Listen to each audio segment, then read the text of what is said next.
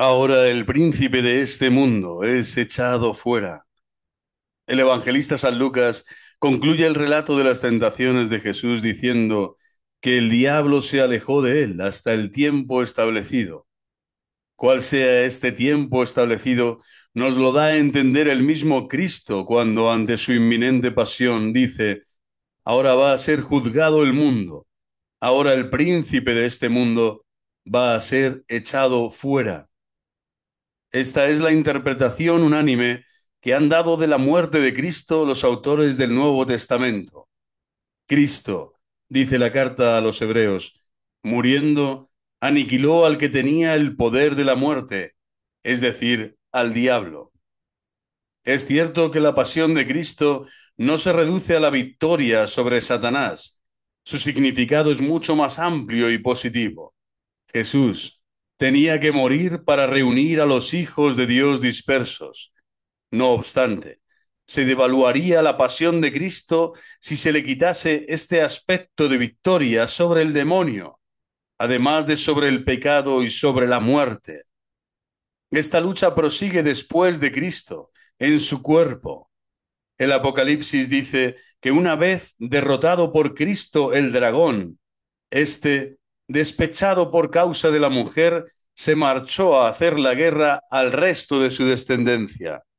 Por eso el apóstol Pedro aconseja a los cristianos: sed sobrios, estad alerta, que vuestro enemigo el diablo, como león rugiente, ronda buscando a quien devorar. Esto ha dado a la vida cristiana de todos los tiempos un carácter dramático, y de lucha no solo contra seres de carne y hueso. El rito del bautismo expresa bien esta realidad con una drástica elección de campos. ¿Renuncias a Satanás? ¿Crees en Cristo? Entonces, ¿no ha cambiado nada con la muerte de Cristo? ¿Todo sigue igual que antes? Todo lo contrario. La fuerza de Satanás ya no es libre para actuar buscando sus propios fines. Él piensa que actúa con una finalidad y consigue exactamente todo lo contrario. Sirve involuntariamente a la causa de Jesús y de sus santos. Es aquella fuerza que quiere siempre el mal y hace el bien. Dios hace que la obra del demonio sirva para la purificación y para la humildad de sus santos. Por la grandeza de estas revelaciones, para que no tenga soberbia, me han metido una espina en la carne, un ángel de Satanás que me apalea. Segunda Corintios 12:7. Un canto espiritual negro lo dice en tono ligero, pero teológicamente perfecto. El viejo Satanás está loco, es malo. Ha disparado un tiro para matar mi alma, pero ha errado el blanco y le dio a mi pecado. Pero todo esto ha terminado ya. Sobre Satanás ha caído el silencio. La lucha ya solo es contra seres de carne y hueso, es decir, contra males, a la medida del hombre. El inventor de la desmitificación ha escrito: no se puede utilizar la luz eléctrica y la radio, no se puede recurrir en caso de enfermedad a los medios médicos y clínicos y al mismo tiempo creer en el mundo de los espíritus. Nadie se ha sentido nunca tan contento de haber sido desmitificado como el demonio. Sí es cierto, como alguien ha dicho, que su mayor astucia consiste en hacer creer que no existe. El hombre moderno muestra una verdadera alergia a oír hablar de este tema. Hemos acabado por aceptar una explicación tranquilizadora. El demonio es la suma de todo el mal moral de la humanidad.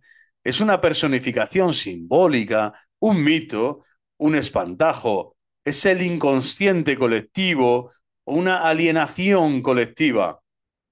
Cuando Pablo VI se atrevió a recordar a los cristianos la verdad católica de que el demonio existe, el mal, dijo en una ocasión, no es tan solo una deficiencia, sino una eficiencia, un ser vivo, espiritual, pervertido y pervertidor, terrible realidad, misteriosa y pavorosa. Una parte del mundo de la cultura reaccionó rasgándose las vestiduras, escandalizada. Eso mismo se repitió al comienzo de esta cuaresma, cuando un alto prelado italiano llamó la atención sobre este punto de la fe cristiana.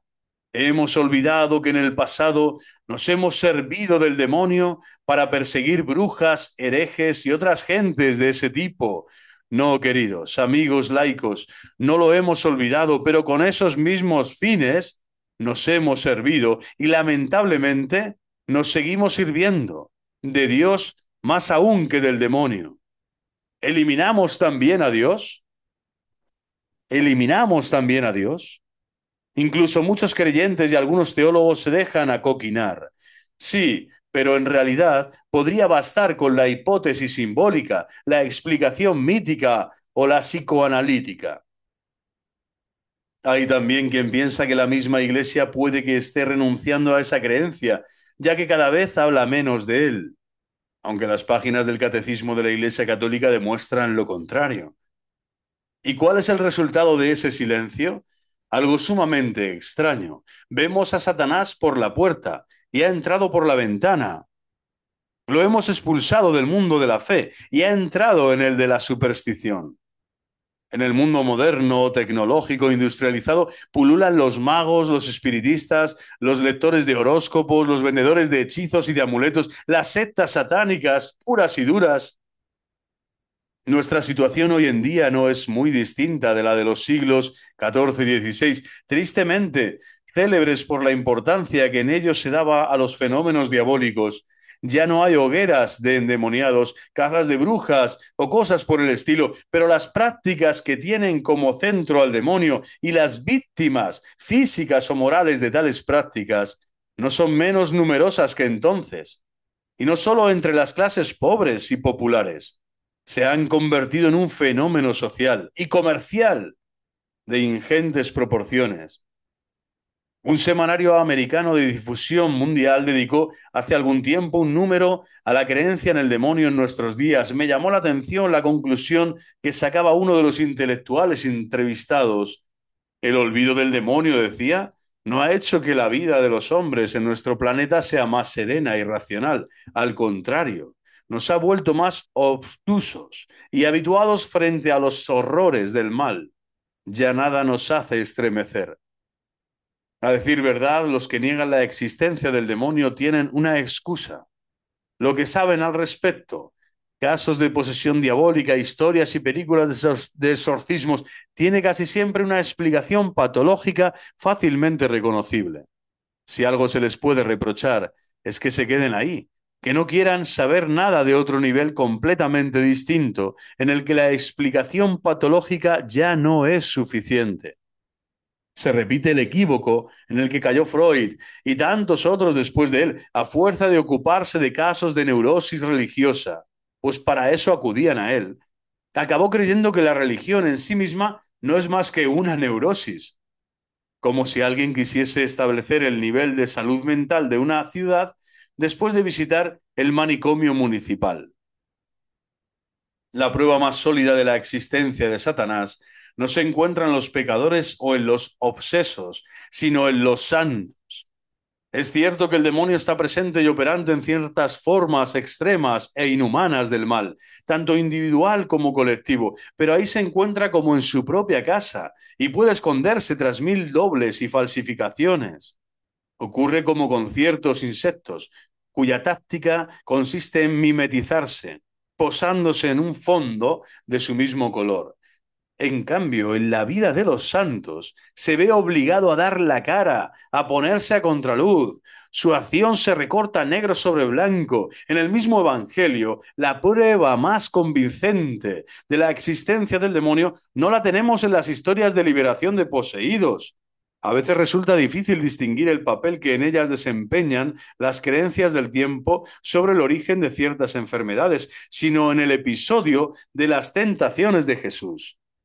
Quien más, quien menos, todos los santos y los grandes creyentes, algunos de ellos intelectuales de primer orden, dan fe de su lucha contra esa oscura realidad. San Francisco de Asís confió un día a un íntimo compañero suyo: si los hermanos supiesen cuántas y cuán graves tribulaciones y aflicciones me dan los demonios, no habría ni uno solo que no se sintiese movido a compasión de mí. El Francisco que compone el sosegado cántico de las criaturas es el mismo que lucha con los demonios. Santa Catalina de Siena, que influye incluso en la vida política de su tiempo, es la misma de la que su confesor declara que la martirizaba a los demonios. El Padre Pío que proyecta la casa para aliviar los sufrimientos es el mismo que por las noches sostiene luchas furibundas con los demonios. No se puede viviseccionar su personalidad y quedarse solo con una parte. Ni la honradez ni la psicología lo permiten. Esas personas no han luchado contra molinos de viento. La historia de Job se repite. Dios entrega en manos de Satanás a sus amigos más queridos para brindarles la ocasión de demostrar que no le sirven solo por sus beneficios. Les da poder no solo sobre su cuerpo, sino a veces misteriosamente también sobre su alma, o al menos sobre una parte de ella. En 1983 fue beatificada una monja carmelita, María de Jesús Crucificado, llamada la Arabita, porque era de origen palestino. En su vida, cuando estaba ya muy avanzada en la santidad, hubo dos periodos de auténtica posesión diabólica, documentada en las actas del proceso. Y su caso dista mucho de ser un caso aislado. Y entonces, ¿por qué hay creyentes que parecen no darse cuenta de esta tremenda batalla subterránea que está teniendo lugar en la Iglesia? ¿Por qué tan pocos dan muestras de percibir los siniestros rugidos del león que ronda buscando a quien devorar? Muy sencillo.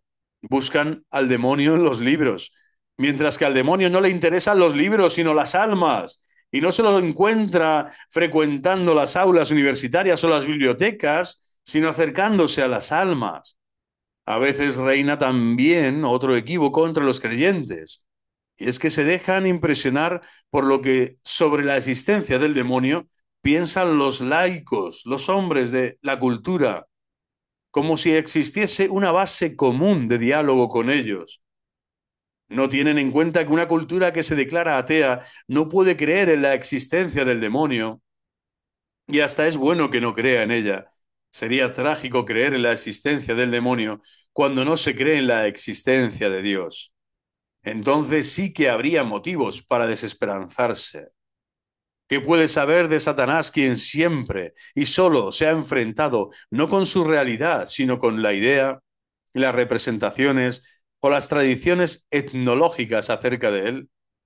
Los que pasan revista a los fenómenos que las crónicas presentan como diabólicos, posesión, pactos con el diablo, caza de brujas, para luego concluir triunfalmente que todo es pura superstición y que el demonio no existe, se parecen a aquel astronauta soviético que llegaba a la conclusión de que Dios no existía porque él había dado vueltas a lo largo y ancho del cielo y no lo había encontrado por ninguna parte. En ambos casos, lo buscaron en un lugar equivocado. Dicho esto, podemos y debemos hacer una reconversión de la imagen del demonio. Nadie está más dispuesto a hacerlo que el creyente. En el cristianismo, Satanás no tiene una importancia igual y contraria a la de Cristo. Dios y el demonio no son dos principios paralelos, eternos e independientes entre sí, como en ciertas religiones dualistas. Para la Biblia, el demonio no es otra cosa que una criatura de Dios que se echó a perder. Todo lo que en él hay de positivo viene de Dios. Lo que pasa es que él lo corrompe y lo desvía, utilizándolo contra sí mismo. ¿Con eso lo hemos explicado todo? No. La existencia del maligno es un misterio, como lo es la del mal en general, pero no es el único misterio que tiene la vida. Tampoco es exacto decir que creemos en el demonio. Nosotros creemos en Dios y en Jesucristo. Pero si creer quiere decir fiarnos de alguien y entregarnos confiadamente a alguien, nosotros no creemos en el demonio. Creemos que existe el demonio, no en el demonio. Él es un objeto y además un objeto negativo de nuestra fe, no el móvil ni el término de la misma. Y tampoco hay por qué tenerle demasiado miedo. Después de la venida de Cristo, dice un autor antiguo, el demonio está atado como un perro a la cadena. No puede morder a nadie, a no ser a quien, desafiando el peligro, se acerca a él. Puede ladrar, puede incitar, pero no puede morder, a no ser a quien quiere dejarse morder. Pues no hace daño obligando, sino persuadiendo. No arranca la fuerza a nuestro consentimiento, sino que lo pide. La creencia en el demonio no reduce la libertad humana, pero hay que estar atentos a no cargarle a él con la responsabilidad de todas nuestras equivocaciones o de todos nuestros infortunios que nos sucedan. Ver al diablo en todas partes es igual de equivocado que no verlo por ninguna. Cuando se lo acusa, el diablo se alegra. Quiere precisamente que lo acuses. Recibe gustoso todas tus recriminaciones, si eso le sirve para conseguir que no hagas tu confesión.